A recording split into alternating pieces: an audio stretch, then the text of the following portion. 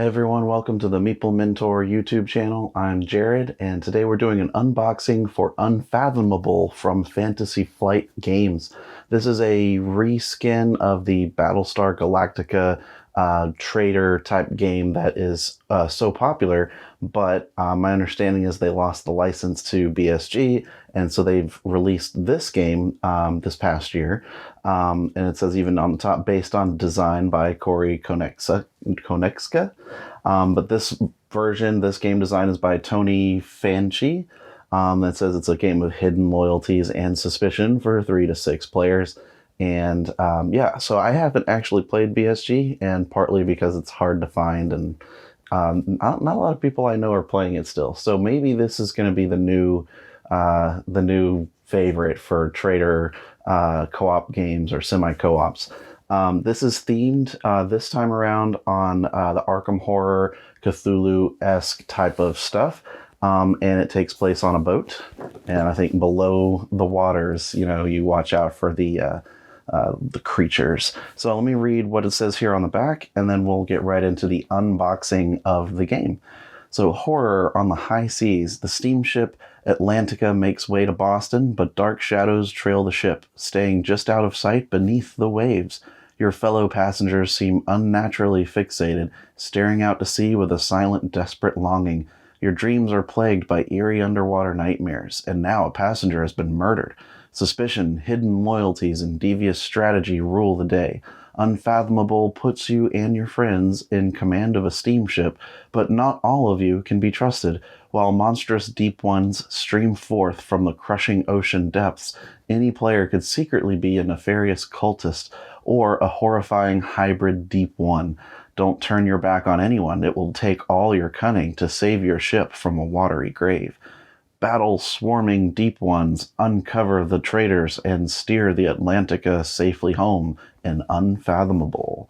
So it says on the back here for 3 to 6 players, 2 to 4 hours semi-co-op. It's a long game, as I would expect a game of this type to be. I'll just carefully take this off here and get past the packaging. Okay. I do like the artwork on the top. It's got a cool looking monster, and then several in the ocean below. Okay, there's the box. We have the Fantasy Flight staple of the Learn to Play booklet right on top, and then the rules reference right below that for all the special rules that, are specific to the game. And then the actual Learn to Play kind of gives you just your general overview and how the game works. So here we've got an ad, looks like, for some Arkham Horror novels. And video game, really. So this side talks about books. This side's talking about a Mother's Embrace Arkham Horror video game now available on PS4, Xbox One, Nintendo Switch, and Steam. From Asmodee. Okay. That's cool. So right here we've got a punch board, and it's wrapped in shrink for some reason. You don't often see that. I can't remember the last game I opened that had this kind of packaging. Interesting. I don't know why you would need to do that, but maybe they know something I don't. But as you can see, as I'm tearing the plastic off, these are just starting to pop right out. Maybe that's part of the problem. I don't know. So these look like you would put Standees in them. And then here we've got, what is that? It's like a top hat type thing. I don't know. We've got different characters. We've got this thing here.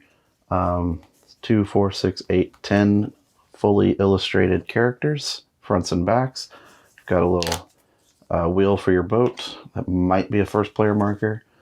We have some tokens that have some various backings. So who knows how you can use those right now. Set this aside. That's like the horror logo there. All right. And then beneath this, I see some more packaging around some cardboard. Okay. A lot of little bits. Little bits. Alright, this is the game board. Carefully break the seal. Let's see if I can stretch this thing out on camera. It's all the way zoomed out, so how are we gonna get this? Wow, that's a big board. Okay, 2 to 4 hour game right here. Big board. Looks like we're gonna punch those out. Any other punches? I don't think so. So there's the boat. And here on the top, on the bottom of the board, we'll have different spots indicated to place certain card decks, I'm sure. We've got certain labeled rooms around the ship, and it looks like all of them are also numbered.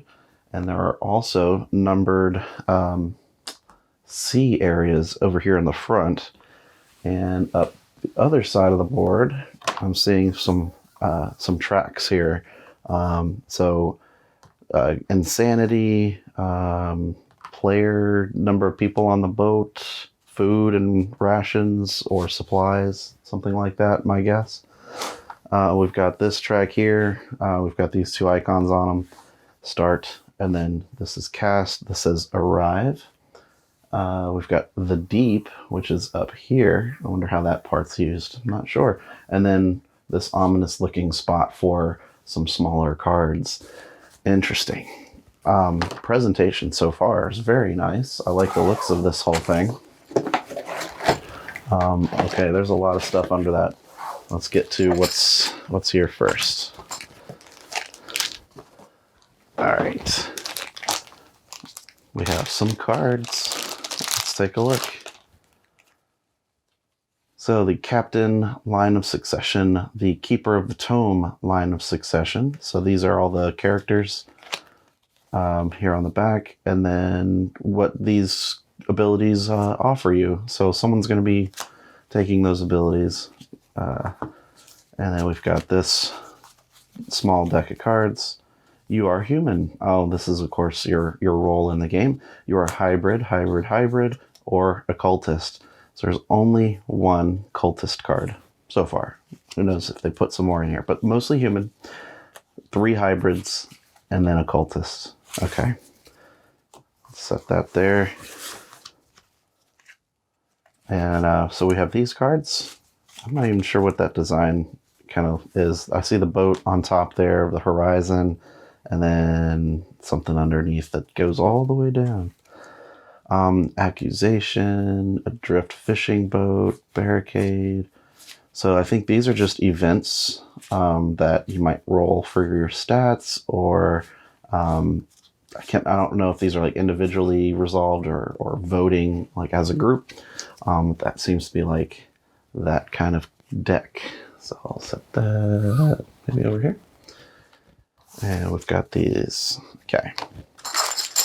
We have the plastic standees for the cardboard people that move around. And then these would be, of course, the 4 plastic wheel turners for these parts on the board. Some assembly required at the start. So we'll take care of that before the first game. And there we go. We've got a die. So perfect. 8 sides. Green die. And we've got the plastic standees that you might be familiar with if you played Star Wars Rebellion. These are pretty much the same types of plastic standees, which will go on to those punched out characters over here that I set aside. So for now, I'm just gonna put these back in the bag. Okay. These look to be either player aids or, you know, if you can swap characters or change characters in the game. These are potential special abilities and that sort of stuff. Okay, got a number here, number of them. All right, Kailani Tatupu, Arjun Singh, Svetlana Gedra, Jean Lafarge. So yeah, these are some of their stats, similar to what you would see in any of the Arkham Horror games or card game or Mansions of Madness even. You'll see a lot of familiar stuff in here. Experienced versus demoralized versus, okay, so we've got some abilities. And then trader abilities. That's interesting. We have a backstory, always important, so you kind of know you can get more into the character. I mean, if it's a 2 to 4 player or 2 to 4 hour game, you know, you want to know a little bit more about your character. And you get your starting spaces and starting items all listed out here. So that's nice. And revealed trader rules. So these would be important, but not passed out until they're revealed, obviously. You don't want to know who they are. Okay, how to activate monsters, that's important. What your rules and turn structure looks like once you are outed as the traitor or one of the traitors. And then what's this? I think this is just a general player reference. So a little 2, 3, 4, 5, 6. Yep, one for each potential player in your game. Looks like the interior spaces, action abilities. They have different special actions that they offer. So like these are the bridge. You can risk a passenger to look at the top 2 cards of the Mythos or Waypoint deck. Place 1 card on the top of that deck and 1 on the bottom. So that's just what that action does. So this is a really handy little player aid. And then of course I think this is like the structure of the turn and what happens when a traitor is revealed. So, you know, playability of the game. That's what these cards are. Very useful indeed. Good stuff. I'll put this back here. And we've got these cards, which are kind of this much smaller or less wide, unusual sized cards, honestly. So we found the deck that goes on that magical space because matches the back. So what exactly is this? All right, got some color-coded number stuff, insight, watch and learn, strength, combat training. So these are all your upgraded type cards that you can add to your character so that you can roll better results on different tests. I see will and strength and observation, lore, all your kind of standard horror, Arkham Horror traits. This is going to need to be shuffled, of course, because they're all in order right now. That's that deck. Quite a bit of cards in there. It's good. It's good. All right, quite a few different sets of decks. We've got this one. These are horizontal. Fleeing passengers. Risk a passenger, then place this card on the bottom of the damage deck and draw another damage card. So, damage, fuel, structural damage, all this good stuff. Okay, different effects on the boat. To avoid, we've got this one with numbers at the top. Maelstrom, lose fuel, lose fuel, lose fuel. It's just more bad stuff happening to the boat. Not good. Stuff to deal with. All right, what's the green one here? It's like a briefcase, suitcase type deal.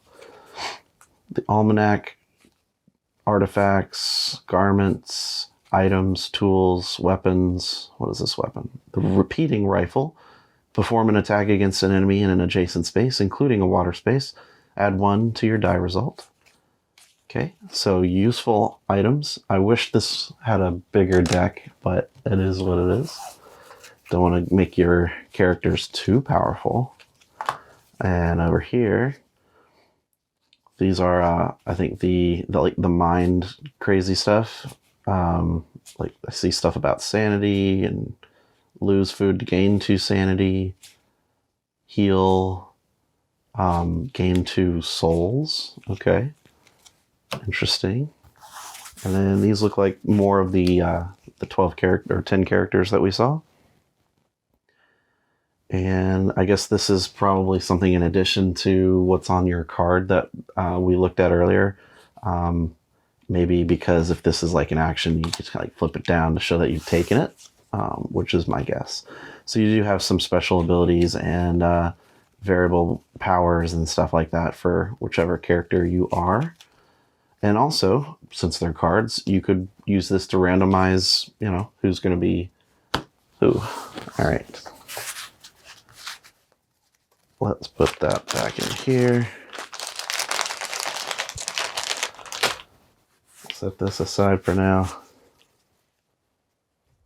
And I saw beneath the cardboard some plastic. This is where a lot of people are going to be interested to see the big miniatures that come with the game. So the player characters are cardboard, but the monsters are these huge, chunky plastic piece monsters. Check that guy. He's got a set of teeth on him, huh? Horns on his head, on his shoulders, fins along his back there. All these monsters are the same kind of light green color, matching the dye that we found. This guy as well. This looks like a similar type of creature, but thinner, maybe more muscular, I'm not sure. You can see he's ripped with his back muscles there. Cool. Those are pretty big. I like that. Chunky. And then in this bag, we've got a series of different kinds of swamp type creatures. And I'm just gonna see if they're all the same sculpt or not. So far it looks like they might be. Which is okay. I mean, got a bunch of the little ones, 2 of the big ones. That's what comes in the game. Alright. Ta-da! Look at all these things. They're going to be all over the place. That is a lot to come out. 2, 4, 6, 8, 10, 12, 14, 16, 18, 20. 20 little guys, 2 big guys. And here's some better video close-up footage for you. I feel like these guys are doing a line dance with the type of pose that they're doing. Very interesting. Was there another deck of cards I might have missed? I think that might be everything in the box. Did we come to the end? I think we came to the end of the unboxing. Yeah, so that's everything that's inside Unfathomable. Thank you so much for watching. I've been Jared from the Meeple Mentor YouTube channel. Stick around. I'll catch you in the next one. Bye-bye.